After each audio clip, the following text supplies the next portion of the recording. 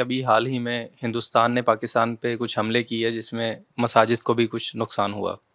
اس کے علاوہ بھی ہم دیکھتے ہیں کہ کبھی کوئی قدرتی آفت آتی ہے، سیلاب یا زلزلہ وغیرہ، تو مساجد کو بھی نقصان ہوتا ہے۔ تو اللہ تعالیٰ مساجد کی حفاظت کیوں نہیں کرتے؟ جیسے کہ علماء اکثر بیان ایک واقعہ کرتے ہیں کہ ابابیل کے ذریعے مسجد حرام کو بچایا گیا تھا۔ تو کیا اللہ تعالیٰ کو صرف اس ایک خاص مسجد سے ہی محبت ہے، باقی مسجدوں کو وہ نہیں بچاتا؟ خانہ کعبہ کئی دفعہ سیلابوں کی نظر ہوا ہے، جنگوں کی نظر ہوا ہے، خود صحابہ کے زمانے میں ہوا ہے، تو اللہ نے کبھی نہیں بچایا۔ اور ابابیل والے واقعے میں بھی جو اللہ نے بچایا ہے وہ خاص مقصد سے بچایا ہے۔ وہ کام آج بھی کریں گے تو بچائیں گے، اللہ تعالیٰ آئیں گے بچانے کے لیے۔ وہ کسی مسجد کے لیے کر لیں، وہ خانہ کعبہ کے لیے کر لیں، مسجد نبوی کے لیے کر لیں، تو وہ اللہ تعالیٰ آئیں گے۔ لیکن جب تک آپ وہ اقدام نہیں کرتے، اللہ تعالیٰ نہیں آتے۔ قریش مکہ نے خانہ کعبہ کا دفاع کیا تھا، اللہ نے ان کا ساتھ دیا تھا۔ جیسے بدر میں نبی کریم صلی اللہ علیہ وسلم نے مدینہ کا دفاع کیا ہے، اللہ تعالیٰ نے ان کا ساتھ دیا۔ تو جب آپ دفاع خود نہیں کریں گے، اللہ تعالیٰ نہیں آئیں گے۔ ابابیل والے واقعے میں مولانا فراہی اور غامدی صاحب ایک مختلف رائے بیان کرتے ہیں باقی علماء سے، تو آپ کی اس بارے میں کیا رائے ہے اور درست واقعہ کیا ہے؟ دیکھیے، ابھی جو آپ نے سوال کیا پہلے، اس سوال کی روشنی میں یہ مسئلہ پیدا ہو جاتا ہے کہ خانہ کعبہ اس سے پہلے اور اس کے بعد بہت سارے واقعات میں گرایا بھی گیا ہے۔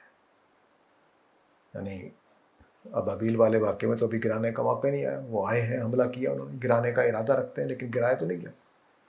تو گرائے جانے کے باوجود اللہ تعالیٰ نے دفاع نہیں کیا۔ تو سوال پیدا ہوتا ہے کہ ابابیل والے واقعے میں کیا تھا، کیسا ہو رہا ہے کہ خانہ کعبہ کا دفاع اللہ تعالیٰ اپنی عام روٹین سے ہٹ کے کر رہے ہیں؟ کیا ہوا تھا؟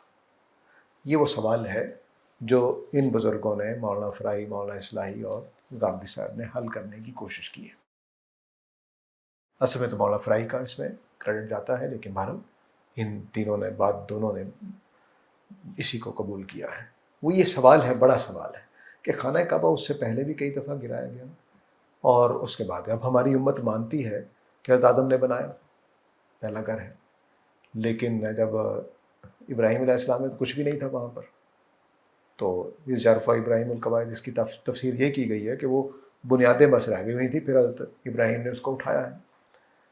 اس کے اوپر اختلاف بھی ہے، میری خود اپنی رائے نہیں کہ پہلی دفعہ ابراہیم علیہ السلام نے بنایا، لیکن اگر فرض کر لیجئے کہ امت کی یہ بات ٹھیک ہے تو اس کا مطلب ہے کہ ابراہیم علیہ السلام سے پہلے گھر گر گیا ہوا تھا، کوئی وجود ہی نہیں تھا، صرف وہ بنیادیں رہ گئی ہوئی تھیں۔ تو یہ وہ سوال پیدا ہو جاتا ہے کہ پھر ہوا کیا، کہ صرف ابابیل والا واقعہ ایک واقعہ ہے جس میں اللہ تعالیٰ نظر آ رہے ہیں، باقی خانہ کعبہ کے ساتھ گرنے کا مسئلہ ہوا ہے، صحابہ نے اس کو گرا کر دوبارہ بنایا ہے، ایک جنگ میں پتھر لگے اور شہید ہو گئی بلڈنگ، تو دوبارہ بنایا گیا صحابہ کے زمانے میں۔ تو اب یہ کیا ہوا ہے کہ وہاں پر تب یا تو اللہ تعالیٰ کو ابرا کے ساتھ کوئی خاص دشمنی تھی کہ اس کے ہاتھوں نہیں ہونے دینا۔ اس کا سوال کا جواب اب ہمارے پاس آ جا کر کچھ روایتیں ہیں جو چلی آ رہی ہیں تاریخ کی کتابوں میں، حدیث نبی صلی اللہ علیہ وسلم کی کوئی نہیں ہے، مورخین کی باتیں ہیں جو انہوں نے بیان کی ہیں، اور ایک سورہ الفیل ہے، مورخین کی روایات اور سورہ الفیل، کوئی حدیث اس میں نہیں ہے ہمارے پاس کہ واقعہ کیا ہوا۔ کچھ شاعری کی چیزیں ہیں، ٹھیک ہے، تو مولانا فراہی نے شاعری اور قرآن مجید کی سورہ فیل کی روشنی میں ایک بات سمجھی ہے۔ اس میں ان کے پاس کی ورڈ، بنیادی ترین لفظ وہ ترمیہم ہے، ترمیہم بحجارۃ من سجیل، ٹھیک ہے۔ اب جو عام ترجمہ کیا جا رہا ہے وہ یہ ہے کہ ابابیل چڑیاں جو تھیں، چڑیاں ان کو سنگ گل کے پتھر مارتی تھیں، ٹھیک ہے، لیکن جو کہانی سنائی جاتی ہے وہ ترمی نہیں ہے۔ ترمی میں یوں مارا جاتا ہے، ٹھیک ہے، ترمی میں یہ نہیں ہوتا، یہ گرانا ہوتا ہے، اسقاط ہوتا ہے، اطلاق ہوتا ہے، اس کے لیے لفظ ہی دوسرے، ٹھیک ہے، یا برسانا ہو جائے گا کہ پتھر برسا دیے، ہم ترنا علیہم بحجارۃ، جیسے قوم لوط کے لیے آیا ہے، تو پتھر برسانے کا لفظ بولا جا سکتا تھا، گرانے کا بولا جا سکتا تھا، پھینکنے کا بولا جا سکتا تھا، مارنے کا نہیں بولا جا سکتا۔ جب ہم جمرات میں رمی کرتے ہیں، یہی والا لفظ ترمیہم، تو کیا کرتے ہیں؟ ایسے پھینکتے ہیں پتھر، یا ایسے جا کے پھینکتے ہیں۔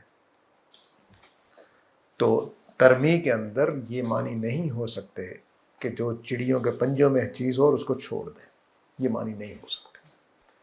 اب ایک پرانے بنو عباس کے زمانے کے ایک مفسر ہیں، انہوں نے کہا کہ کیا ہوا ہوگا، کیونکہ ان کو ترمی سمجھ نہیں آ رہا۔ انہوں نے کہا کہ جو چڑیاں تھیں وہ ایسے پتھر چھوڑتی تھی تو ہوا اس کو ایسے مارتی تھی تو وہ ترمی ہو جاتا تھا۔ تو اب یہاں پر مسئلہ یہ پیدا ہو جائے گا کہ چڑیاں تو ترمی نہیں کر رہی، پھر ہوا آنا چاہیے، ٹھیک ہے۔ تو ترمی کے لفظ میں یہ امکان نہیں ہے کہ اس پتھر پھینکنے کو لیا جائے اور ہوا اس کو لے کر ترمی کر دے، کیونکہ اس کے لیے چڑیوں کو ایسے کرنا چاہیے، کیونکہ اس کا فائل اللہ تعالیٰ چڑیوں کو بنا رہے ہیں جو ترجمہ کیا جا رہا ہے۔ تو مولانا فرائی نے کہا کہ اس کا ترجمہ یوں کر لو، تم ان کو پتھر مارتے تھے۔ ترمی کے دونوں مطلب ہو سکتے ہیں، وہ چڑیاں پتھر پھینکتی مارتی تھیں یا تم پتھر مارتے تھے۔ عربی کے اس صیغے میں دونوں معنی ممکن ہیں، بلکہ وہ ایک عورت پتھر مارتی تھی، تم پتھر مارتے تھے، وہ چڑیاں پتھر مارتی تھی، سارے مطلب ہو سکتے ہیں، ٹھیک ہے۔ تو ترمیہم کا مطلب انہوں نے کر دیا کہ تم پتھر مارتے۔ اب وہ کہتے ہیں کہ اب مسئلہ سمجھ آتا ہے کہ جب قریش مکہ نے پلاننگ یہ کی کہ ابرہہ حملہ کرنے آ رہا ہے تو ہم اس کا دفاع کریں گے، لیکن گوریلا وارفیئر کے طریقے پر سامنے جنگ نہیں کر سکتے ہم، کیونکہ بہت بڑی فوج لے کے آ رہا ہے، تو ہم سامنے جنگ نہیں کر سکتے، ہم گوریلا وارفیئر کے طریقے پر جنگ کریں گے، پہاڑوں پہ چھپ جائیں گے اور پتھر پھینکیں گے اس کے اوپر، ٹھیک ہے۔ یہ پلان کر کے عبد المطلب ابرہہ سے ملنے چلے گئے۔ اس نے ان کے 200 اونٹ پکڑ لیے ہوئے تھے، تو انہوں نے کہا کہ تم میرے اونٹ سے، تو اب وہ پلاننگ کیا ان کے ذہن میں کہ ہم نے اس کو جنگ نہیں کرنی، جنگ کرنی ہے خفیہ طریقے سے۔ تو انہوں نے کہا کہ میرے اونٹ دے دو، وہ اللہ کا گھر ہے، وہ جانے تم جانو، میرے اونٹ سے دو، میں تم سے نہیں لڑوں گا۔ یہ اس پلاننگ کا حصہ تھا جس میں وہ نہیں چاہتے تھے کہ سامنے آ کر میدان میں لڑیں۔ اب واپس آ کر انہوں نے تیاری کی ہے، تو تیاری کی ہے تو مولانا فراہی نے یہ شاعری کے اندر سے بھی اور کچھ ان روایتوں کے اندر سے بھی باتیں اکٹھی کر کے بتایا ہے کہ انہوں نے تیاری کیا کی کہ پتھر اکٹھے کر لیے پہاڑوں پہ، کہ جیسے ہی وہ اس راستے پہ آئیں گے تو پتھر لڑکا دیں گے، جتنا نقصان پہنچا سکیں گے پہنچا لیں گے، باقی اللہ پہ چھوڑ دیتے ہیں۔ تو ایسا ہی ہوا، تو انہوں نے پتھر مارے۔ اللہ نے کہا کہ تم مارے پتھر کیا تھے؟ وہ سنگ گل ٹائپ پتھر تم مار رہے تھے، وہ گلیلیں چلا رہے ہوں گے، کچھ کر رہے ہوں گے، کچھ تیر بھی ہوں گے، کچھ پتھر بھی ہوں گے، انہوں نے سب کچھ استعمال کیا۔ اب اللہ نے کیا کیا؟ ہماری کہانی یہ کہتی ہے کہ ابابیلیں آئیں، جو مشہور ہے، اور شاعر یہ کہتے ہیں کہ نہیں، اللہ کے لشکر حاسب اور سر کے درمیان ظاہر ہوئے۔ یہ عربوں کا اسلوب ہے کہ آندھی آ گئی۔ ٹھیک وہی کام ہوا جو نبی کریم صلی اللہ علیہ وسلم کی ہجرت کے موقع پر ہوا، کہ آپ نے ایک مٹھی اٹھا کے پھینکی تو وہ آندھی بن گئی، سب جو لوگ گھیرا ڈالے ہوئے تھے آپ کے گھر کا ان کی آنکھوں میں پڑی اور آپ نکل گئے آرام سے۔ تو حالانکہ آپ نے ایک مٹھی پھینکی تھی۔ اس موقع پر بھی کیا ہوا کہ قریش نے جو دفاع کر سکتے تھے وہ کر دیا، اللہ تعالیٰ مدد کرنے کے لیے آ گئی، تو آندھی آ گئی، طوفان آ گئی۔ اب ابابیلوں کا کیا ذکر؟ ابابیل کا مطلب جھنڈ ہوتا ہے، اصل میں طیر لفظ ہے، چڑیا آ گئی۔ عربوں کے ہاں یہ واضح ہے، اور شاید پرانی تاریخوں میں بھی لکھا ہوا ہے کہ جب جنگ کے لیے فوجیں نکلتی تھیں تو پرندے آ جاتے تھے، گوشت خور پرندے۔